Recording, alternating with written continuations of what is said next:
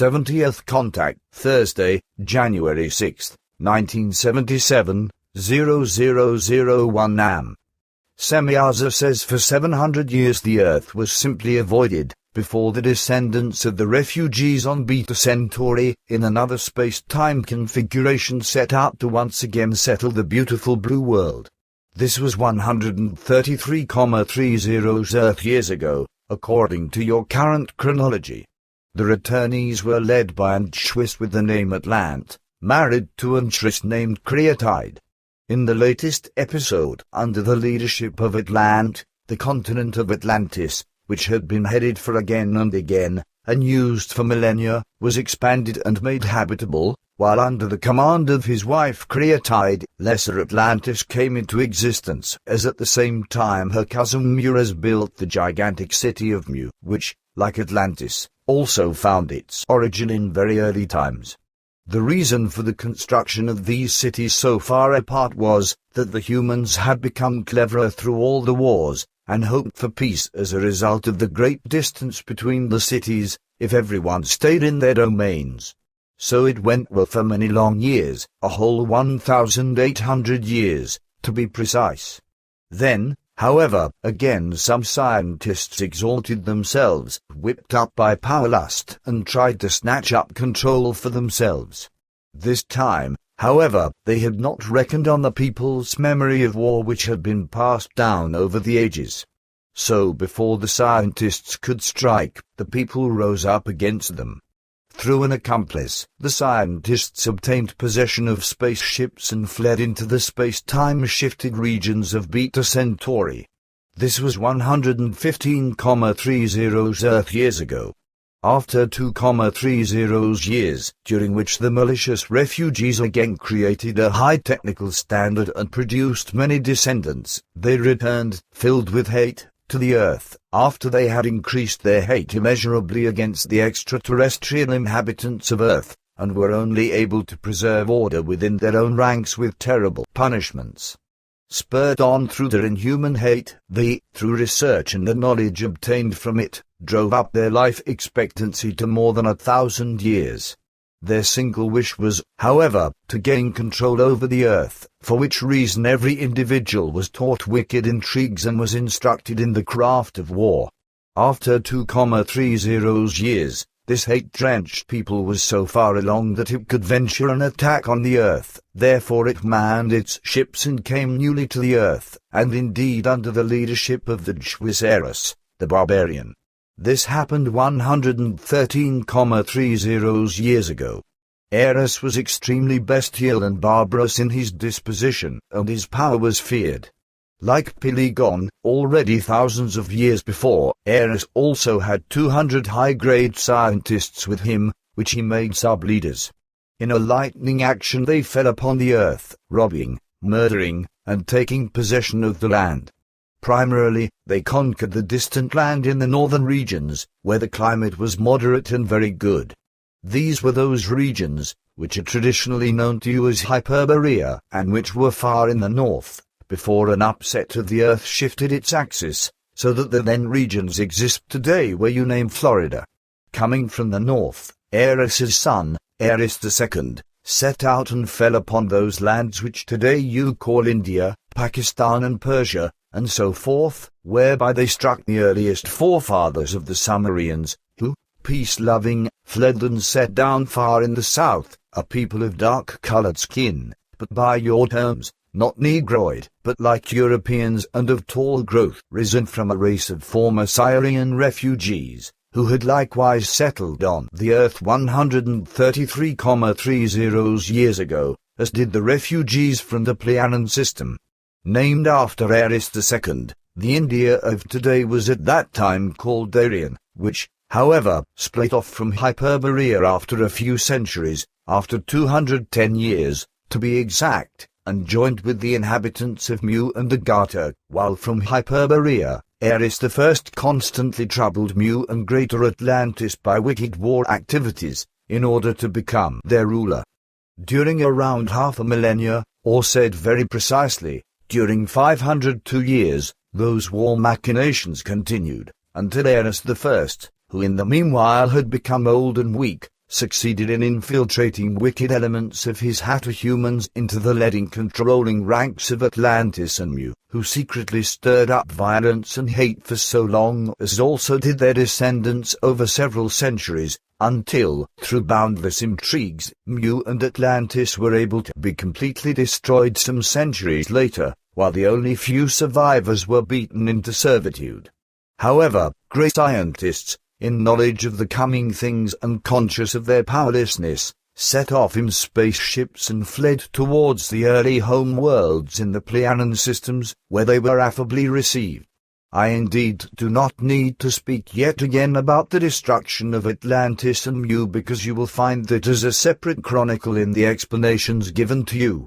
So it only remains for me to report that Ares the 11th, as a very distant descendant of Ares the 1st, was murdered in his old age many thousands of years later, and around 100,000 years after the destruction of Mu and Atlantis, by his third-born son Javan, after which this one took over command of the Hatter people, in order to rule these and three earthly peoples and the Hyperboreans himself. The one Earth people consisted of the very distant descendants of the Armus people who had lived there where today the region of Armenia is. These were descendants of the Swiss Armus, who settled there with his race 133,30 years ago, after he had emigrated from the Lyran systems. The second Earth people which fell under the Javan's control were the likewise very distant descendants of the Aryans, who meanwhile had mingled themselves with the still very underdeveloped, pure earthly and lethargic, native population, after the Sumerians were expelled. The third Earth people was actually, in and of itself, no such thing, because it concerned a very widely disseminated alliance of gypsies, which was interspersed with Javan / spies and saboteurs, who, in unity with the gypsies, brought about dissension everywhere, greedily drawing everything to themselves, and were always constantly eager to murder, burn and rob, for which reason one named them the Hebrons by the original language of our forefathers, therefore Hebron and later then Hebrons. These names correspond to gypsy, scum and outcast in the sense of the original language, which therefore has not been transferred to your present languages, because the sense of your present term for gypsy still only means the wanderers, the itinerant, and the unsettled ones. Thereby it should be clarified that the present gypsy people have not the least in common with the Hebrons of that time, who proclaimed themselves the firstborn and the chosen ones, just as much as do their distant descendants, who today still dare to assert this. In truth, the Hebrons were the real scum and outcasts of earth humanity, because through them fights and quarrels within the whole world were constantly stirred up and yet further spread, which has been maintained until the present day. Earth will first finally be calm, then, when this power-hungry and bloodthirsty Hebron alliance, and which they themselves named as a people which is split into various sects addicted to world control, and so forth, is fully dissolved. Javan ruled until about 3,660 Earth years ago, until he was likewise treacherously murdered by his only son Jehave, who then snatched up rule for himself, after 340 years of his father's reign. Jehave ruled wickedly, and always screamed for blood and revenge, until 3,320 years ago in your chronology, during which time he sired three sons, who were named Rusum, Patai and Salam. Megalomaniacal like his father Javan, he let himself be proclaimed as creator, and celebrated as such, and like his father, he caused terrible devastation among the three human races, and he demanded blood and death. As addicted to power as his father Jehave, was also his firstborn son Rusum, who constantly wanted to take over his father's power. So he also finally murdered his father Jehave, and wanted to snatch up the power for himself. But he failed profoundly, because his younger brother Patai and his youngest brother Salam positioned themselves against him, in order to expel and ban him into exile, because, having become disgusted by the constant wars, power struggles and bloodshed, Patai and Salam already made an effort themselves for many decades to lead humane forms of life.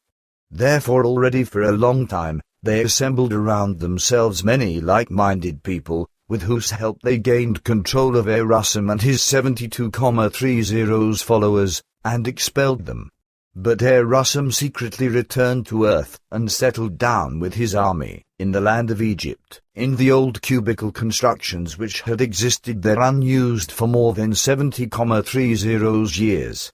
Deep in the interior of the Earth and deep below the pyramids, they established themselves securely, whereby they converted the rooms and constructions deep below the present pyramids of Giza as a center for their wicked purposes, from where they and their descendants since then tried to realize their tyrannical plans, but as of now without noteworthy success, although their way of obtaining the gill of deceit, lying and intrigues was by wrong teachings and the leading astray of the uncorrupted earth humans through religious teachings of madness and cults, and many kinds of other evil machinations.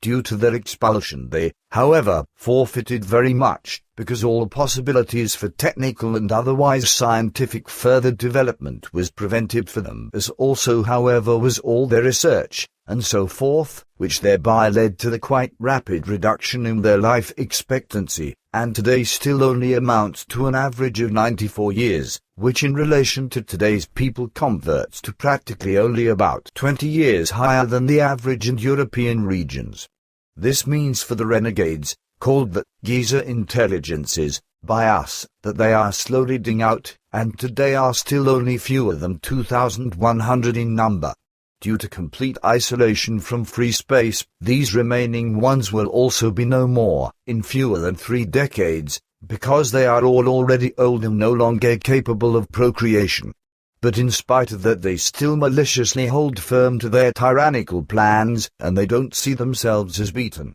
Erasum ruled until about 3010 years before your time reckoning began 3010 BCE, until a powerful forced departure was secured for him by a mutineer by the name of Hen, who was called Jehovah in the tongue of the Hebrans, and likewise also gradually within his own ranks, whereas the appellation, the Cruel One, was added. Guy's note according to the Lyran, these remaining people, also called the Bafath, were deported by the Lyran in May 1978.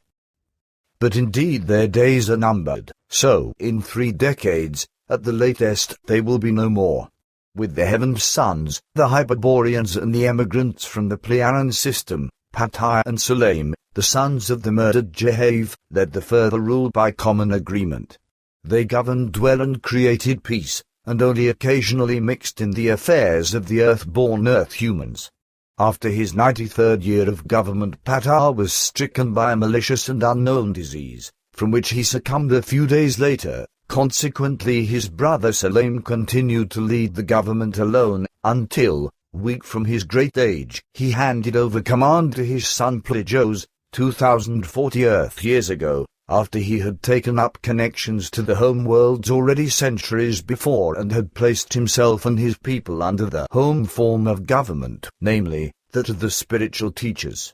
His son Plegos was, like his father, very wise and a kind governor, and, as 1999 years ago of earthly chronology, the home worlds, after an interruption of around 240 years, newly positioned themselves under the guidance of the High Council. He also arranged himself and his people under it. Respecting and following the advice of the High Council, he prepared for the long-yearned-for return to the home worlds, which resulted 1994 years ago, by your chronology, after Emmanuel, at Plegos's direction, was begat by the spiritual leader Gabriel, was educated as a prophet and had become ripe for his mission. Still to mention is that among the very distant descendants of Eros, who had subjugated the lands in the north, there existed elements in great number, who, until into the time of Jehav, preserved themselves as the Aerusists.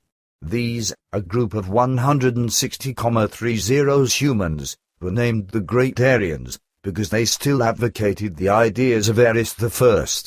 They even released themselves from the powerful control of Jehav and wandered, plundering, through the land, from northwest to the east, where they penetrated into that land where in earlier times Eris II had settled with his people and expelled the Sumerians, where, in the meantime, However, the then Aryans mixed themselves